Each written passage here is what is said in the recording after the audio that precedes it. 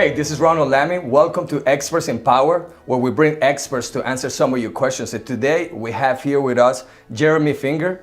I'm excited to have him here with us. He is a great guy. We know each other for a little while. We got some things in common. We like poker, we like golf, and we got mutual friends. And so I feel that he was an excellent candidate for us to have him here at the show to help us with some of the financial planning. He is the founder at Riverbend Wealth Management. So welcome to the show, Jeremy. Hey, thank you, Ronald. Yeah, man, thank you, man. Thank you for having me. Yeah, I appreciate you taking your time, man. Yeah, it's my pleasure. I appreciate you inviting me. Thank you. Yeah, I appreciate that.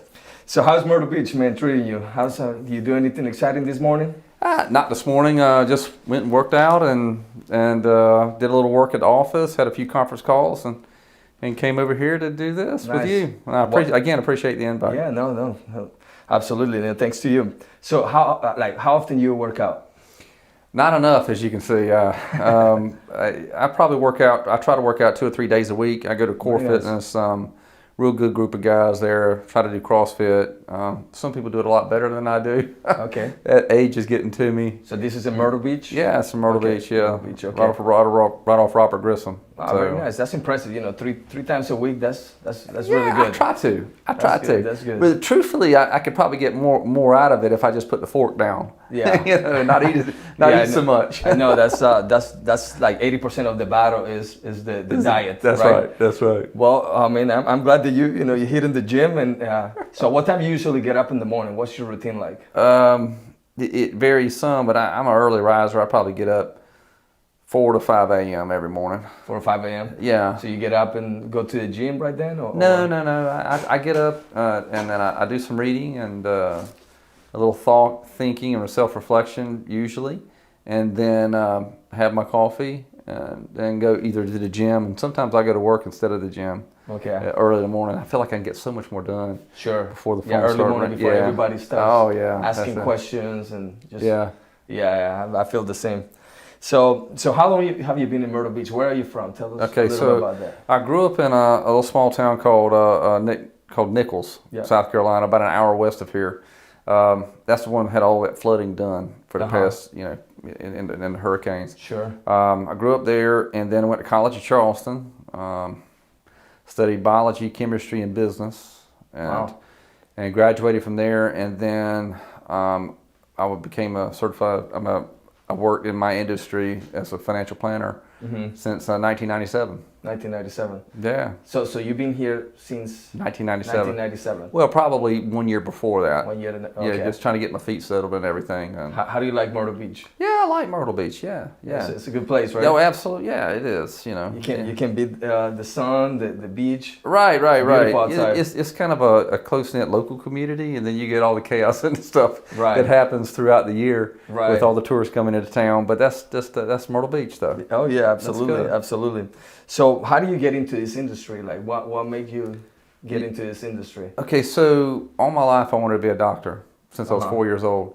But my doctor, huh? Yeah. Wow. And so I was always interested in science. Why is it like somebody pushing you at home? My dad was a doctor, but he wasn't pushing me. He wasn't pushing me. No, it was all self-driven, really.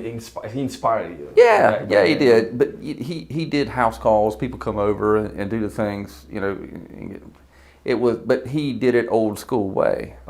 That's how he was brought up, and that's how he did it. But what he would do when he would get home from work was he would watch the stock market on TV. And so I was like, what are those things going across the bottom of the screen? And he would tell me, well, those are stocks. Those are pieces of companies, and this and that. So I did have a little bit of interest in that. Ended up saving up my allowance and buying my first stock at 12 years old. 12 years old? Yeah. Nice. I bought IBM, that was my first. That was like an advice from your dad. He said like, this is a hot stock right now. No, he didn't say that. Huh? He liked IBM at the time. This was a long time ago, obviously, and I was like, well, I'm saving. I've got some money, Dad. Buy me a stock share of it. So there you go. That was my first. That was my first one. Wow, 12 years old buying stocks. that was my only one for a very long time. That's cool. But what ended up happening is after I graduated, I took the MCATs and did an interview, and they wanted me to wait a year for medical school. While I waited a year in medical school, I worked for a financial advisor for that summer. And I was like, my goodness, this is really interesting. It's fun. And my dad said to me, he said, son, he says, well, how you saw me be a doctor is not the same way that you would be a doctor if you became a doctor nowadays. It's just not, people don't do it that way. And then I actually took pause in that, and I said, well, maybe I'll help people financially instead of physically. And that's when I decided to become a financial advisor. Wow. Yeah. That's great. That's great. So you went from doctor to financial advisor. That's right. That's good. Right. Yeah. You know, so but everything was inclined to help people. That's right. That you were feeling something inside of you to that need to help. That's others. right. That's right. And I also had a big interest in it as well. Yeah, that's right. That's cool. What were some of your biggest fears, like, you know, going and transitioning from, you know, maybe wanting to become a doctor and just going into a financial planning business? You know, you know, for a long time I wanted to be a doctor. So changing that, there was certainly some uncertainty there. Maybe I was just young and naive. I don't feel like I had fear. There was certainly uncertainty, but I just said, well, I'm young and I've got nothing to lose. No one's lying on me. So I didn't really feel like I had pressure or fear there. I just assumed that I was going to be successful. I didn't really think too much about it. Again, probably naive. Sure. But yeah, you just jump on it. Yeah, that's what I did. But I will say this: the guy who did hire me, you know, he says, "Hey, you need to do this, and this," and I was open to learning, and so he did help me. Right, that's great. So he was kind of like your mentor? Yeah, exactly. Sure was. How long did you work for that company? Well, that was the company that hired me in 1997 had takeover with banks and the consolidations and everything. And I worked for that company for 15 years and became a major banking institution. And then I went to another competing banking institution for 7 years. And then after a while, that's, you know, call it 20 years or 23 years in the industry, I just felt like there was a better way. A better way to do things? Yeah, for me. Sure. For me, it was. I mean, I didn't need to have someone telling me, you need to do this, and this, and you need to sell this product. I felt like, hey, you know, I want to be able to look at it from the client's point of view, knowing what I know, without any conflicts of interest or incentives. Hey, what would I do if I were them? Sure. And be able to provide that for them. So not being restrictive to, like, you know, guide your clients. Not be restricted and not be incentivized. Incentivized, yeah. Okay. Incentivized is a big one. Right, absolutely. So it's like, oh, hey, you need to buy this versus this because this company's giving me a kickback or whatever. Sure.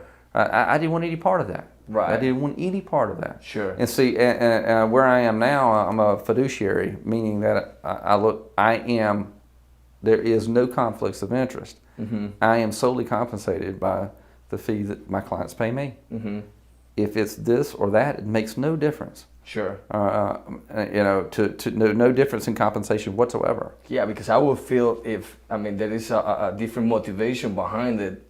I mean, you probably guide them more towards that way, rather than just what's best for them, right? That's right. You know, so there was a lot of boxes I had to check at the previous places I worked. Mm-hmm. Oh, you need to do this, and this, and this. And really, some of those things may not have been in the best interest of the client. But they want you to do that because the more accounts or things you have dealing with that bank, yeah, more kickbacks you get. Well, the more kickbacks the bank gets. Maybe I didn't get them. No, yeah, I mean, but more the kickbacks the bank get, and the client becomes more stickier, meaning that they may have more apprehension to leave that bank if they have a lot of things with them, right?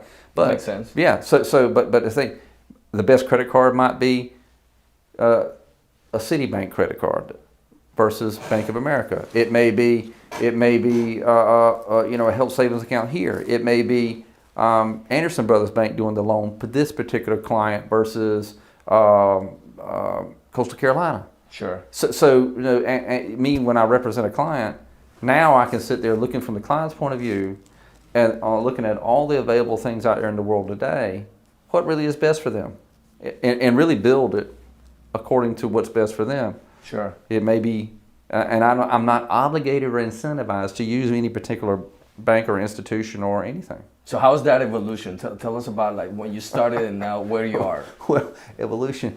That evolution may have been around well before I realized it. I don't. It may have, but it just became a realization that I got over the last few years. I just felt the inconsistencies in the message, you know. Sure. And it was you putting your face on it. Well, it was okay. So if I saw that something was better for the client, me getting backlash from doing it, and I'm like, why would I get the backlash? You know. But then I saw that, well, it's not serving the shareholders of this bank. Right. But truthfully, when someone hires me, they're not looking out for the shareholders of the bank. They want me to look out for them. Right. You know. Right. Hey. So that's really where I took a step back then, and I said to myself, I said, okay, knowing what I know, how would I be able to best serve my clients? And that's when I went and started doing some research for over a year. I visited, I don't know, 10, 12 different companies, talked to 30 different advisors around the country. Every single conversation, I had a list of 20-some questions. Kind of probably like some of the questions you have there. Sure. But are you incentivized or penalized for using any product or service? That was one of the big ones. Because if I was incentivized, sure, that's a conflict. If I was penalized, that's a conflict. Right. You know, I wanted sure, to really try to have it be as clean as it possibly could be. Sure. Right. Yeah, do the best for your client. That's right. That's how you can do. So that's when you open up your own company. That's right. Okay. And now to keep in mind, be that as it may, okay, I did open up my own company, but I'm using Fidelity Investments. Okay, so all the money is held at Fidelity.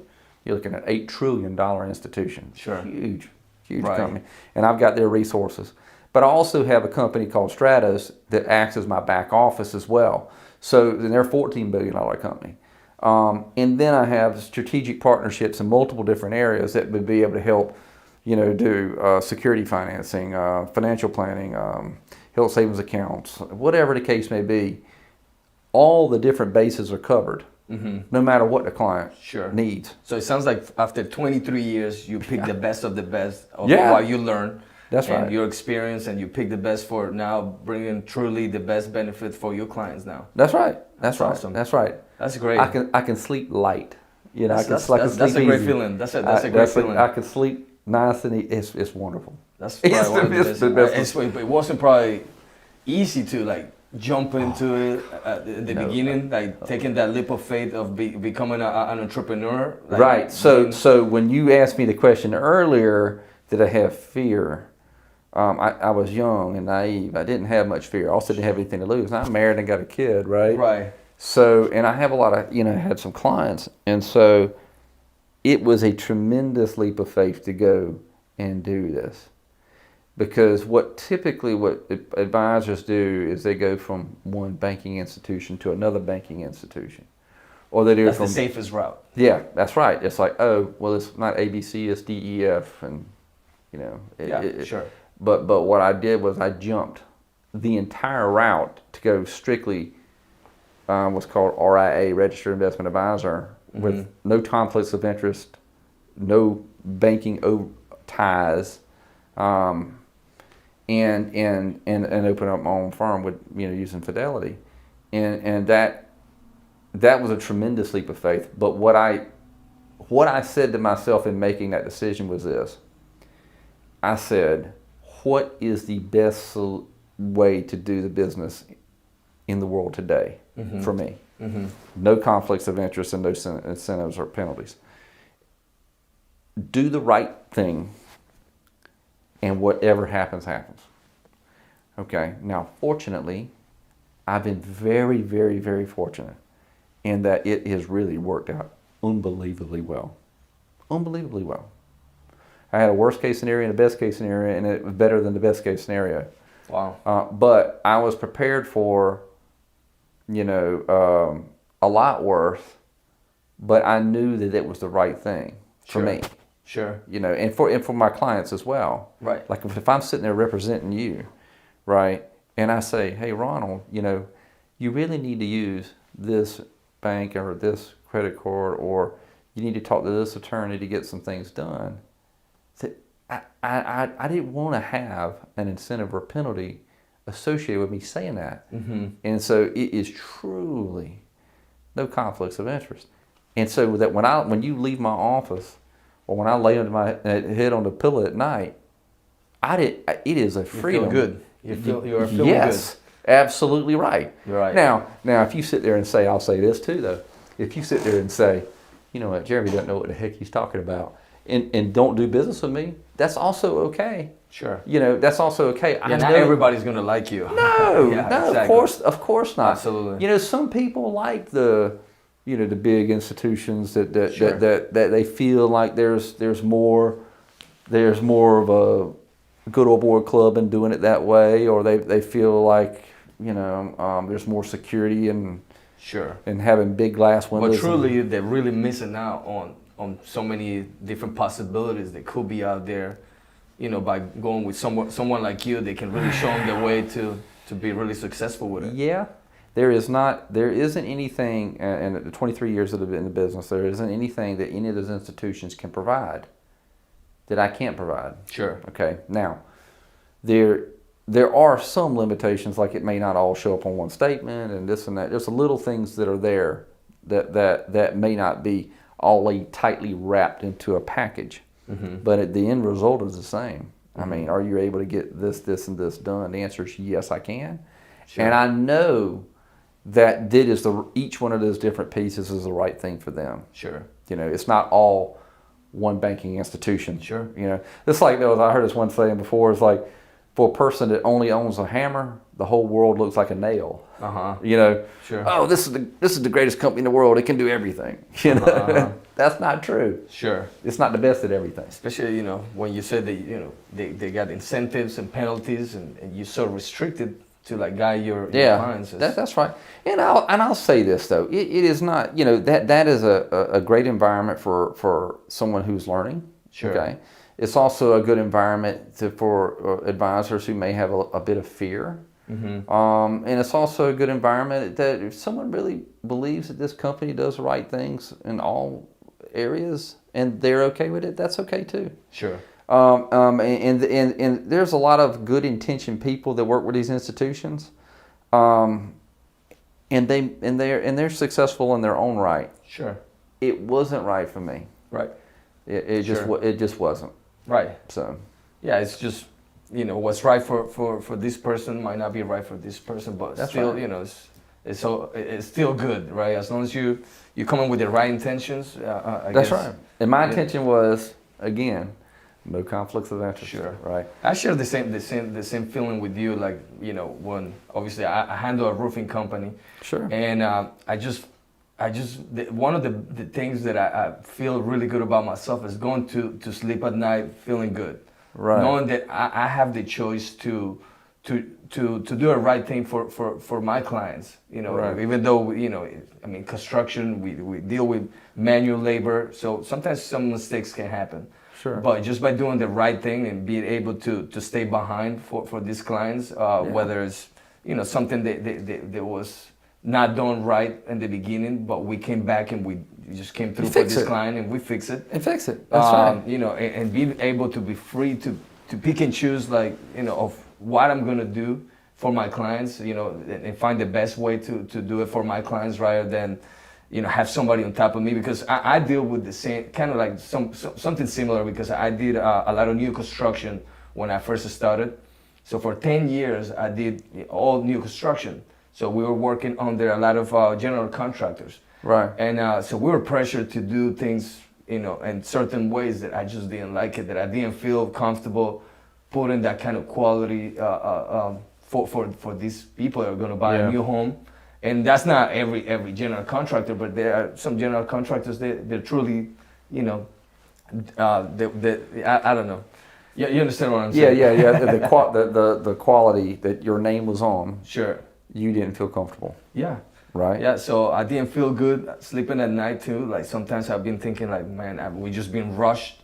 You know, the money situation is really tight. You know, I can't cut corners.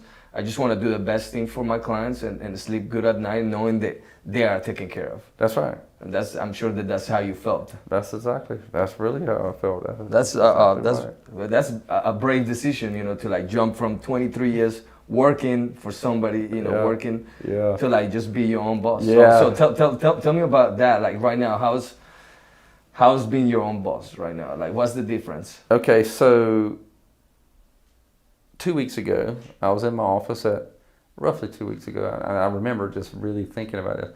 I was in my office at 5 in the morning doing some things, and I've been in the office at sometimes 3 in the morning.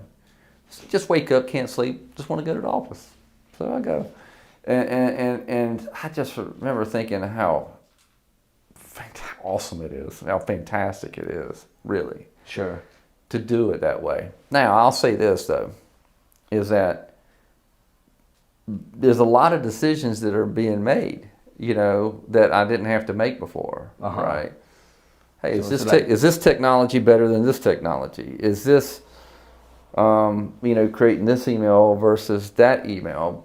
Marketing. Yeah, marketing. There's accounting. all these different hats, you know. Yes, it's accounting. So you know, QuickBooks and things like that, which I outsource a lot of that stuff, and it's all fine.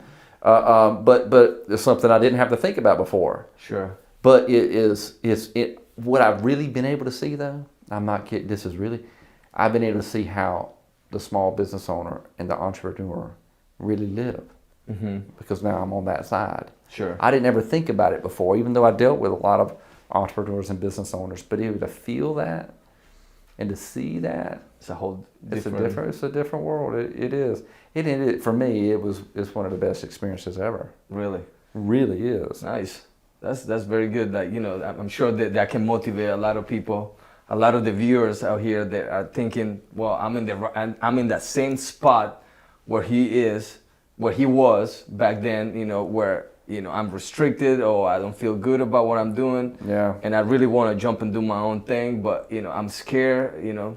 What would you tell somebody that is in that situation? So my thought process was this: if I fast forward 20 years, looking back at today, how would I feel if I stayed on the same path or if I chose a different path?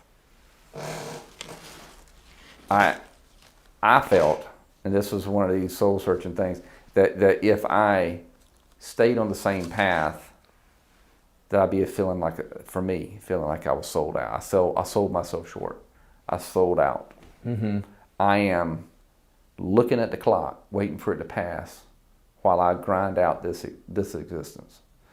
And I didn't want to do that. Mm-hmm. I just said, if I'm going to fail, I'm going to fail a different way for me. And I just said, what is the right way in my mind? And then let's make that work. Sure.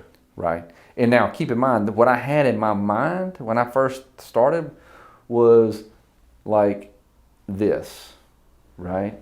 But what it ended up happening when I was going down the path, it really was this. So I had to be very flexible in my thought process. Sure. But again, you gotta adapt. Yes, exactly. Yeah, I mean, like the business plan doesn't necessarily go according to the plan. Right. You gotta adapt, keep adapting. I was thinking, like, truthfully, I mean, I was thinking, okay, I need to have, you know, the CPA for payroll. I need to have this trading platform. I need to do this and piecemeal all this stuff together myself. That's what I was on. You register with SEC and all that. I was thinking I was going that route. And then I was listening to this, no joke, I was listening to a podcast. And I was listening to a guy talking about what he was doing in my industry. And so there's another whole industry set up for people to do just what I did, who want to have economies of scale in place for billing, marketing, compliance, client management, bundled together to where they can help people like me go from working in a banking institution to doing things independently. Sure. And so it was a lot easier than you thought. Oh my goodness. I was trying to put all this create all the individual pieces, put all the individual pieces together. But truthfully, someone's already done that. So I can just outsource a large part of what I needed to there. A $14 billion company, right? Right. So I was like, my goodness, And so I interviewed with them, and I interviewed with other companies like that. But my goodness, did that ever help? But I was no joke. I was driving to, I think it was Clemson. My son played in the tennis tournament there, and I was listening to this podcast. And I don't recommend this, but I looked this number up. I looked the guy's number up on my phone, made the phone call, and right then, I said, "Listen, you don't know me, but I think we can have some. I like what you said." Heard you on the podcast. And he called me like 5 hours later. Sure. Yeah. And that's the reason why podcasts are so popular now, because you can get so much information that.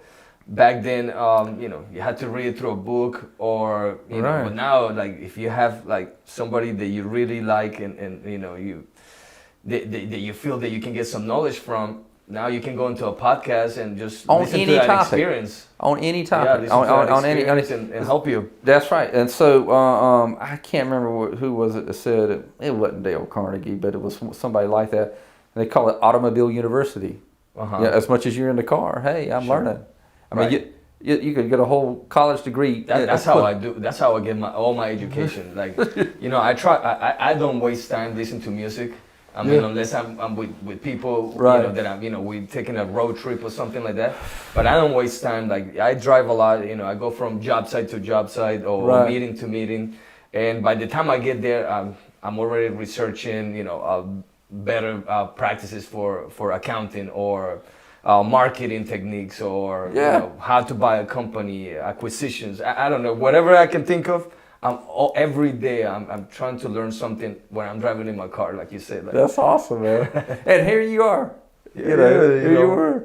How long have you been in Myrtle Beach? I've been here for 20 years now. 20 years, right? Yeah, 20 years. So, business out here for 16 years now. Yeah. So, I mean, it has helped. Like, one of the tips that I can give anybody out there that is listening will be to just don't stop learning. Like, we were talking about it before. You always have to be a student, no matter which level.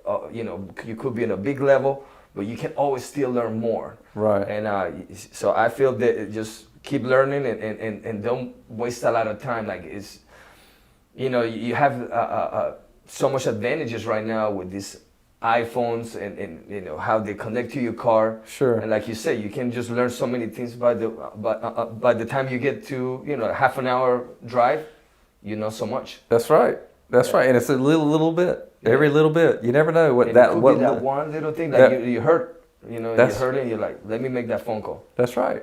So you make that phone call, and then that's a lot of things change from there. You were trying to. I was going that path, all right, but my path altered in that it was very similar path, but a lot easier. Mm-hmm. Instead of the fence being 10 feet tall, it became 2 feet. Right. So I was like, my goodness. Yeah. So tell me some of the struggles, like as far as being an entrepreneur. Like, okay, something that you struggle with. Well, okay, so self-judgment. Okay, like let's say I have 8 things to do. Which is the best one to do? I sometimes, in my worst moments, I beat myself up. Sure. Right. That's typical from an entrepreneur. Right. But by the same token, let me just say this: is that I wouldn't be sitting here today if I wasn't a lot easier on myself. All right. Before, I would beat myself up so much that I would need to know the answers to the next 100 questions. But that's not true. That is absolutely not true. Yeah, that's not possible. Being an entrepreneur. It's not. I'll be frozen. Right. In the moment. Right. I've got to trust myself to where if I make this next right decision, when I reach the next decision, I'll be okay with not knowing the answer, and I'll find the answer and move forward from there. I got an intent to be here, but I also have to be open enough to be able to be flexible and move. Sure. Right. Yeah, self-judgment is big, especially when you're free to choose your path and go whatever you want, and you have all these problems coming at you and all these decisions to make too. Which one you take first? Like, are you doing the right thing? It's a lot. Right. What Once you learn how to manage that. Yeah, when I say it, for me, if I do non-movement, if I try to analyze too much, I get frozen, and then being frozen is worse than choosing the wrong thing. Yeah. It's better to choose the wrong thing, Right.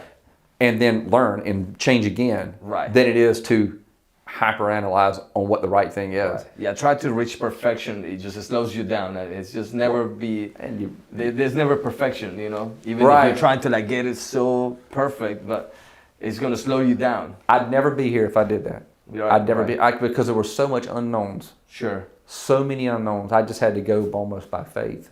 Well, not almost by faith, really by faith. Sure. That this is the right thing to do, and it will work out, and I trust I'll figure it out. Cool.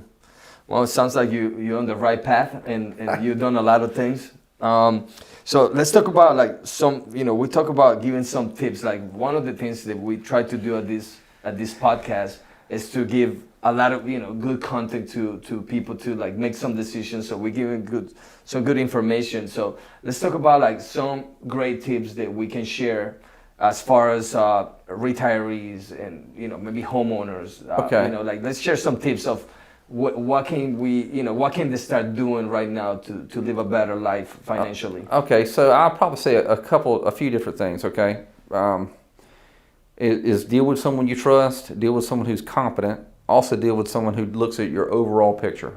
Okay, let me share with you why that's the case. Is that some people get so fixated on this particular issue that they're dealing with.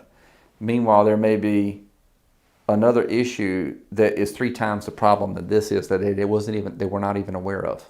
Okay, so no joke. That's no joke.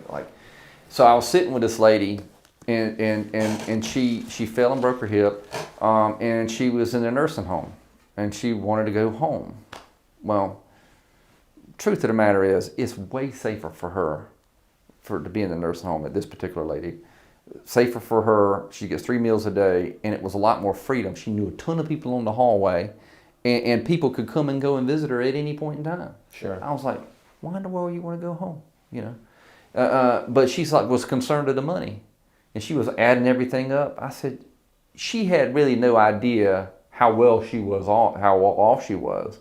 That the money was not an issue. Mm-hmm. Again, in her mind, she's thinking the money. Right. But truthfully, she was totally okay. Mm-hmm. So I guess a tip would be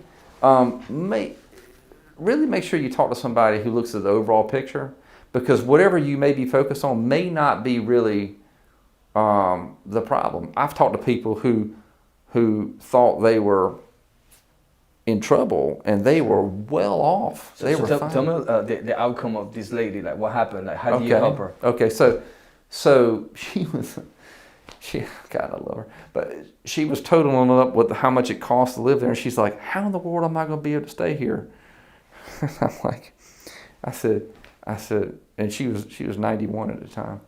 I said, "You could live here for 300 years and still be okay." Wow. She had no idea.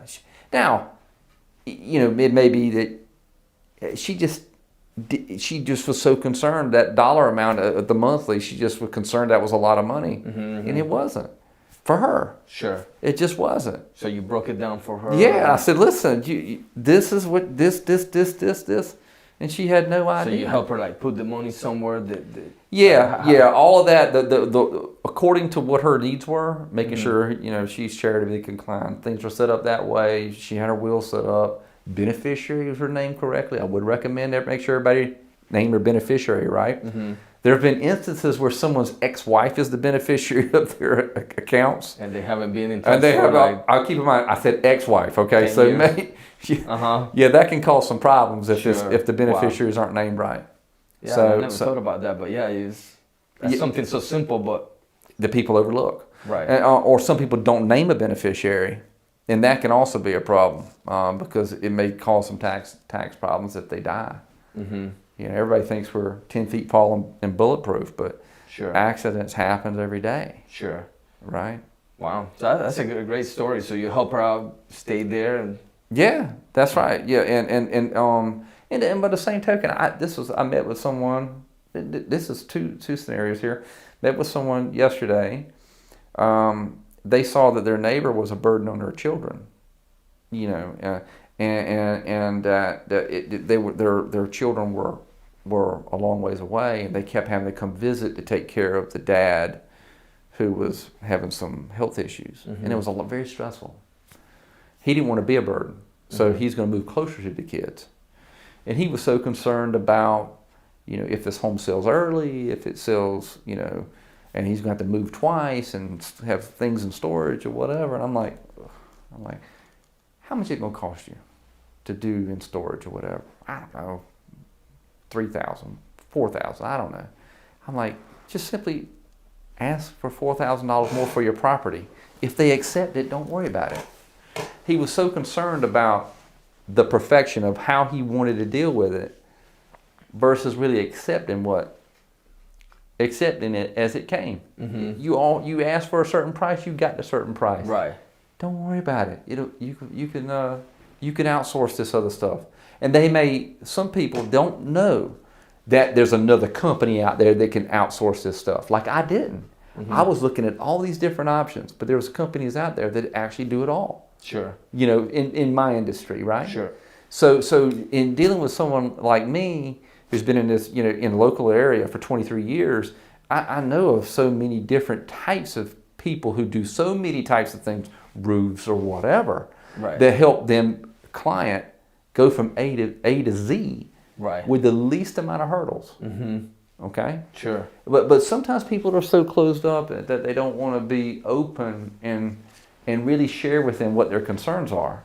And if they're not, then it really does rely all on them. But if they are, the help can be out there if they are open to it. If they're willing to listen and you know, adapt to that change, you know, just open up your mind and deal with someone. Deal with someone who is, you know, is open and honest and ethical and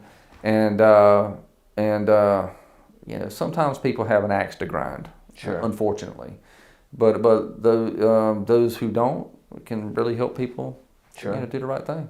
Yeah, absolutely. So we talked about earlier before. A lot of our audience, they have homes. Sure. Right? They're retirees. Like, what would be your best advice for them to? Because we find a lot that sometimes they have a big leak. The walls been rotted in, and they feel that they can't afford it because they didn't plan for it. You know, they didn't plan ahead of time to maintain the property. Sure. Something they could be so like a simple maintenance. They could have just make the property and the roof or the siding or anything last much longer. But it was just a little bit of maintenance. But now it's too late. Now they got all the different problems and. That can cost them $20,000, $30,000, $40,000. That's true. Sure. That's true. What would you recommend somebody, you know? So a lot of times with people who end up in that situation, they have failed to plan earlier. Okay. You know, if they're living with that very small margins of safety, meaning that they didn't have an emergency fund set aside, that's a problem. Okay, maybe they're not living within their means. Okay, I think that's a big one too. That's a giant one. That's probably one of the biggest ones that most people face. No question about it. Okay, so one of my friends, and he does really good at working out. He says you never can out-train a bad diet. Right. Okay.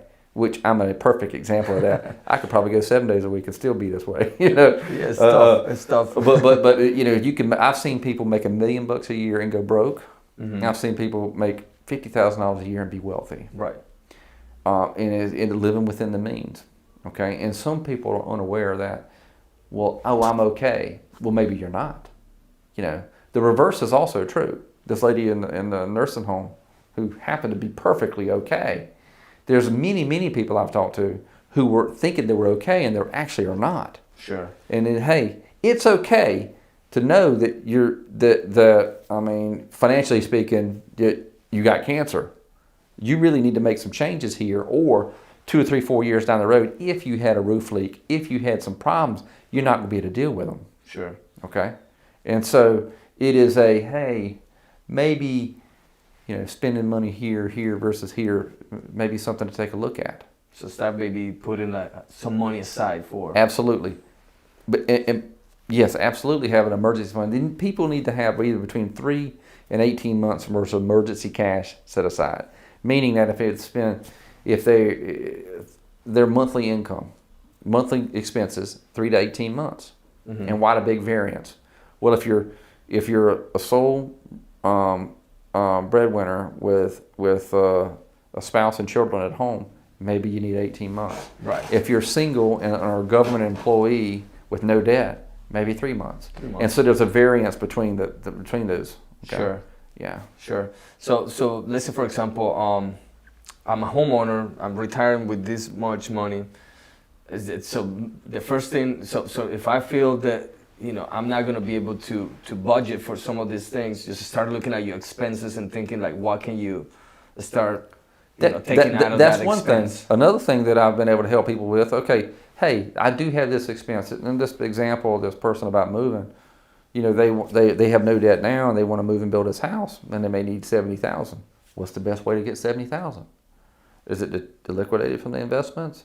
Is it to take out a mortgage? Is it to do a line of credit on my investments? A line of credit? Mm-hmm. What's the best option? And that depends on their particular situation. So that's when someone like you comes into the picture and then just help them out to understand the numbers better. That's right. That's exactly because, right. I mean, I'm not a numbers guy, but I've been a businessman for 16 years now, and sometimes I feel like all these numbers are here, and like, what's the best decision to make? That's right. Even though I could be very smart with business, doing transactions with business, I might be not so good at financial decisions. That's so true.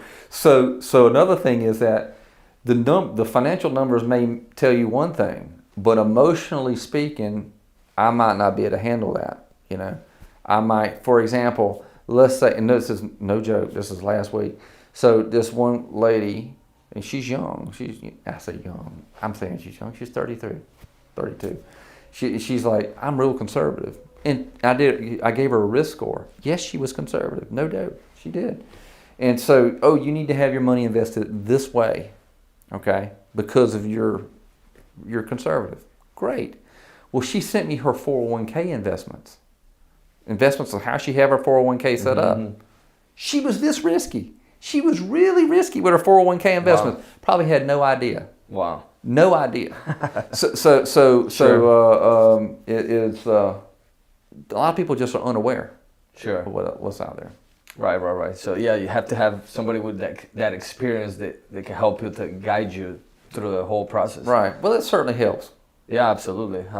Yeah, you don't know what you don't know, so that can hurt you. Yeah, that can hurt you, especially financially. I mean, right now I feel that a lot of the studies, when we go to these conventions and we do a lot of these events where people talk about financing on the roofing industry, like for example, they talk about like how most people don't have any funds. Like, they don't even have, $1,000 saved in the bank. Right. For emergency. So anything, say like 70% live to paycheck. And I'm gonna plug somebody here. Dave Ramsey. Okay. Mm-hmm. It's a very good book. And he's got baby steps, like 7 or 8 baby steps of what people can do to get their finances right. One of them is the first thing, have $1,000 saved. Mm-hmm. Okay, so people need to. So what would be best for you may not be best for me. We're all on different steps, right? Sure. And so each individual person really needs to think about what's their next best step. Right. Paying down a credit card, whether it be paying off their mortgage or whatever. I've been watching. I know you, Gary Vee. Yeah, of course. Yeah. So I see how he gives the advice to people. Hey, I came out here as an immigrant, and I was, we were like 11 people in one room, and maybe what you need to do is you need to downsize and just be there with like maybe 10 roommates. That's right. Do whatever it takes. Do whatever it takes to get ahead of the game. That's right. If you don't get ahead of the game, I mean, the game is over for you. So you got to do whatever it takes, and that's when it comes to like change, you know, like that's a tough part, but I mean, we all have to face it at some point and to live within our means, and sometimes that's right. People really attach an identity to a certain thing as well. It's like, oh, if I take a step back, that's a reflection on me, and that's so bad. Well, sure, everybody goes through ups and downs, and it's okay. Yeah, I mean, it's just normal. Yeah, and it's a learning process, you know. Yeah, absolutely. So, and then we also talked about before about some tips maybe for young people out there that, you know, you have a son. Yeah. How old is your son? He's 15. 15 years old. You told me just recently that he had a good hit video. Oh yeah, on TikTok. He did. How many viewers he had on that one? 2 million. 2 million. Wow. Yeah, 2 million I told views. him he was really nice. He's embarrassed by it. You know, he gets all this. He's embarrassed by it. Sure. But at 15, he's a comedian. I mean, he's got the comedian inside of him. Yeah, he does. Because he was making some jokes, right? That's how he got there. Yeah. So, you know, having a kid, and you know, having all these young people that they're coming into becoming an adult, what would you advise these guys, knowing what you know now? Start saving early. Start saving early. Let me give you an example. Okay. All right. If you put $5,000 in an investment every single year for 40 years, okay. In this particular investment, I'm not going to quote it. It's okay. If you did every single year for 40 years. All right, that's 200 grand. At the end of all of that, you'd have close to $1.7 million. $1.7 million Off a $200,000 investment. $200,000 investment. So right, $5,000 every single year. Per year. Every single year. Now, the exact same investment, you did 30 years instead of 40 years. All right, so you invested $150,000 versus $200,000. How much do you think it would be worth? 1 point something. No? 700,000. 700. Okay. Yeah, maybe even a little bit less. So in other words, that makes a big difference. $1 million difference. Wow. Just by starting early. Starting early. So my boy named Elliot. All right, so birthday money. All right, you saving some. Birthday money, saving some, whatever. Sure. And so he's starting to save.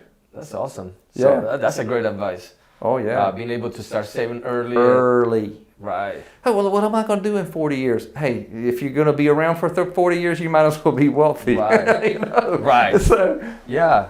I mean, that's, you know, instead of buying, you know, cars, watches, and something that's going to depreciate. Yeah. Just to impress people that they don't really care about you. It's not that much. Right. 5 is not that much. 5,000, yeah. So let's say, for example, like you get out of high school, you get a job making, let's say, what, 20? Yeah, whatever. $5,000 a year. Yeah. You know, live within your means and save. Try to save that $5,000. Absolutely. If your company has a 401k plan or a retirement plan, automatically save on that. Save on that. And as you get pay increases, at least take half of that pay increase and put it in a retirement plan. Sure. You're going to go party, then drink a cheaper beer. That's right. That's right. Do whatever it takes. So I had a client of mine who retired at 50. He saved 50% of his income from age 16. Wow. Every single, but he retired at 50.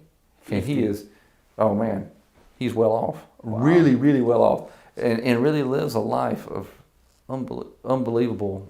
I mean, travels the world, everything. But he paid the price. So he could pay the price now. Right, but he lives off of 50%. He lived off of 50% of his income. Wow.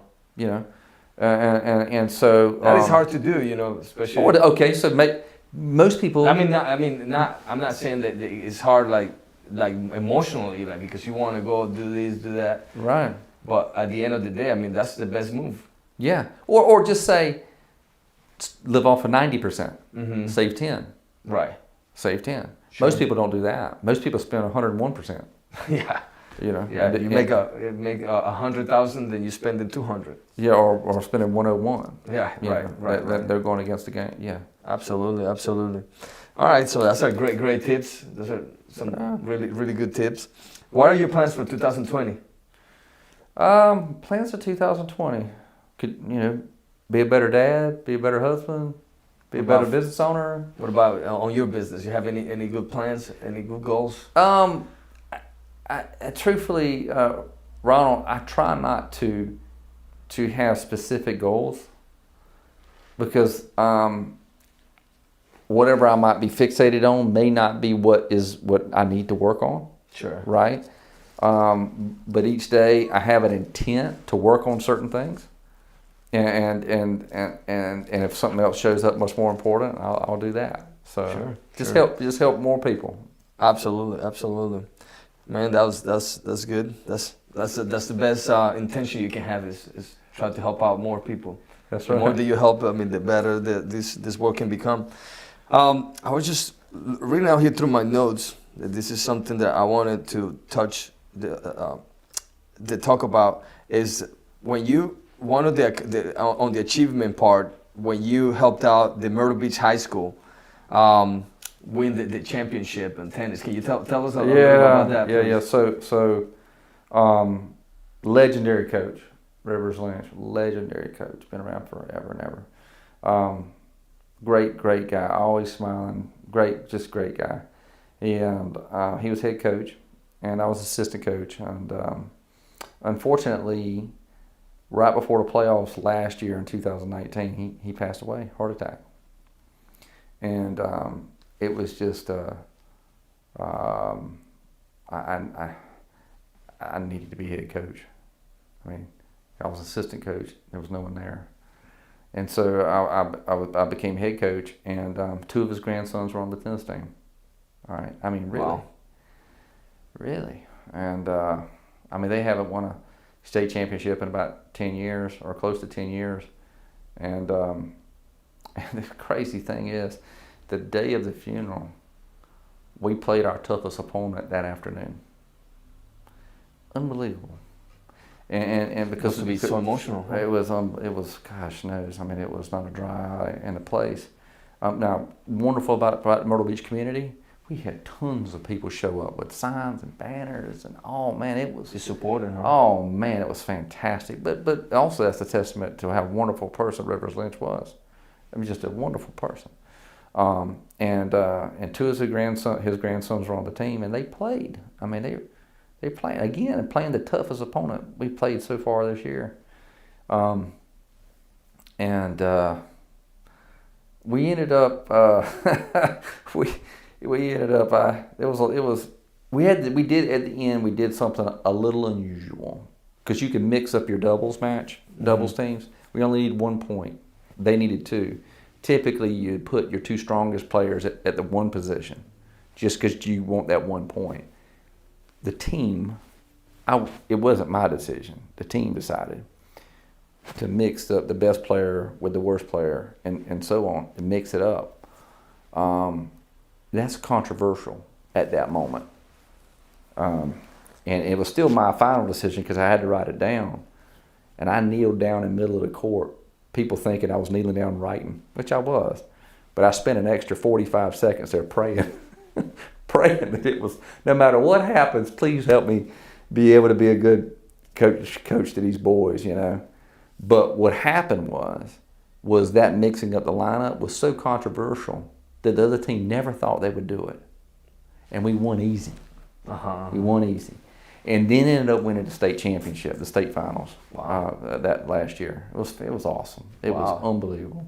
I mean, really, Myrtle Beach. Very emotional. Oh my goodness. Great story. Oh man, that community is just unbelievable. I mean, they're really great support for kids in the community. It really is. Wow. That sounds like really emotional time, and you know, having a great person like you just helping throughout the whole as much as I can. tournament. You know? Yeah, that's awesome. That's awesome. Jeremy, this is a question that I always ask anybody that sits here with us. If you could talk to the young Jeremy and give him an advice, what kind of advice would you give yourself? I would say be easier on myself. Like I'd beat myself up a lot, right, inside my own head. And would be easier on myself. People, it's okay to make a mistake. Just move forward. Hey, it may feel like you're moving backward, but even that is a learning experience. Sure. So just be easier on myself. And I think that if I was easier on myself, I would have been free to take more risk as a younger person. Sure.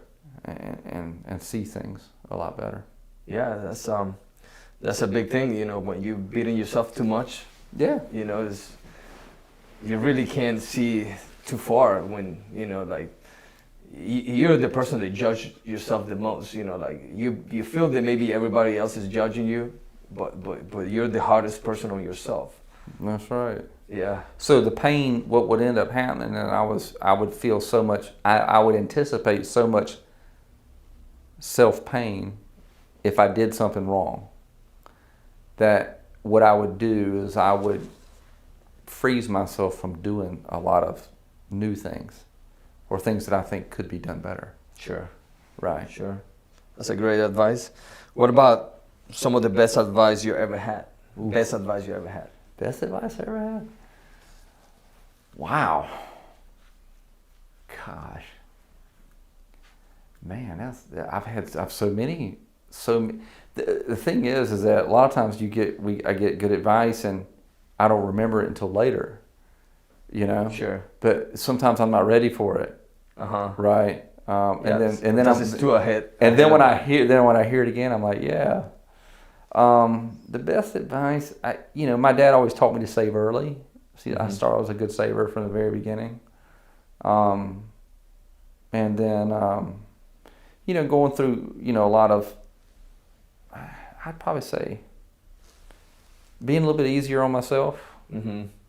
People have always said that, but I never understood it, and understood really how much I'm limiting myself by doing that, by not being easy on myself. So you started understanding this more now that you open up your own firm? Well, yeah, that's not just my own firm. There's other things that I've been working on, self-reflection of myself, to where I can be more easy on myself and have better clarity around what I'm doing. All right. Yeah, it's more of a spiritual thing. Yeah, absolutely. Yeah, it's more of a spiritual thing. Yeah, I totally understand where you're coming from, because I feel the same way. Sometimes I feel that I need to be easier. And that's one thing that I tell anybody around me, like employees, because sometimes they come out here just pretty much freaking out, like thinking like, wow, man, I should have, go this route. Like, you just made a mistake. It's just so normal. Right. There's no reason to get stressed out about it. Just forget about it. Let's just refocus, and let's just live in the moment right now. Like, what happened. Learn, move, and just move on, and that's it. Like, just don't for us as a team, there's no need for us to just come out here and just being stressed out all day about some mistake that happened. And that's, a lot of people kind of comes in right here to my office. They come in and they feel like, well, that's not that. They might think like, wow, I'm gonna be upset maybe that also myself that, maybe, we give the wrong bid to this. Now we're losing money, but we're gonna come through no matter what, because that's our responsibility. And they're thinking, I said, look, it was just a mistake, Don't beat yourself up, and I'm not really, I've done it before, so let's just move on. Let's just use that as put it on the file cabinet. That's right. Write it down. That's a mistake. Now you understand it. You're gonna learn that mistake. That's right. There's no need to stress out right here. I don't beat myself too much, to right. be honest with you. I learned that earlier too. So someone said it in a way, it's taking all the mistakes of the past and dumping it on my head, and all the worries of the future, dumping it on my head. I mean, that's just no way for me to live. But that's what I did for a very long time. Mm-hmm. But when I'm free to understand that mistakes of my past help me have a better understanding, if I let it, to the moment I'm in right now, and understand that I got to have a bit of faith in the future. I don't need to know all the answers to the future. I don't. And guess what? I might not. I'll never know. Right. And so if I am in the present moment enough, that's really where relations happen and everything. Wow, absolutely. Yeah, and gosh, man, it was like the whole world became lighter. Right. Know? And so to be able to learn how to live on uncertainty. That's right. Yeah. It's uncertainty about knowing, but a faith that I know. I'll be okay. Sure. The faith is I'll be okay. Faith is everything. Yeah. Faith is I'll be okay. How that okay looks is my own ego wanting to know. Sure. So, hey, whether that be, driving this car, or whether that be owning your own business or being an employee, whether that be whatever, hey, I'll be all right. Sure. Yeah. I mean, that's the right attitude. Yeah. Last question for you. Who do you know that I need to know? Greg Harrelson. Greg Harrelson. Okay. Yeah, good friend of mine. One of the best real estate agents in the world, in the country. Really, really is. Entrepreneur like yourself. Manages a lot of people.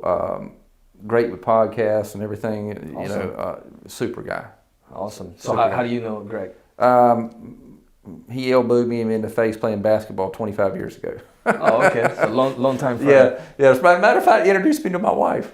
Wow. He sure did. So you've been married how long? 18 years. 18 years. Yeah. Wow, that's great. Yeah. So he introduced you to your wife. Right. Great friend. Yeah, good friend. And great entrepreneur. Absolutely. And he mentioned a lot of these things to me throughout, past 25 years. And I just was not aware. I wasn't the student open enough to get it. Mm-hmm. But now I hear some of the things I hear now. I'm like, damn, Greg told me that so long ago, but I wasn't open. I think becoming a business owner and an entrepreneur really humbles you.